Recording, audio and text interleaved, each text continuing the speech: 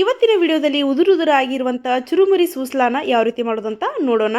Already ನೀರಲ್ಲಿ ನೆನೆಸಿ ತೆಗೆದಿರುವಂತಹ ಚುರುಮುರಿನ ತೊಗೊಂಡಿದ್ದೀನಿ. ಹಾಗೆ ಕಡಲೆ ಬೀಜ ಹಾಗೆ ಪುಟಾಣಿ ಪುಡಿನ ತೊಗೊಂಡಿದ್ದೀನಿ.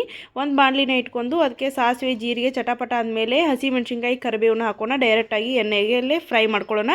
ಹಾಗೆ ದೊಡ್ಡದಾಗಿ 2 ಈರುಳ್ಳಿನ ಕಟ್ ಮಾಡ್ಕೊಂಡಿದ್ದೀನಿ. ಈ ಥರ ಗೋಲ್ಡನ್ ಬ್ರೌನ್ ಕಲರ್ ಬರೋವರೆಗೂ ಚೆನ್ನಾಗಿ ಫ್ರೈ ಮಾಡ್ಕೊಳ್ಳೋಣ.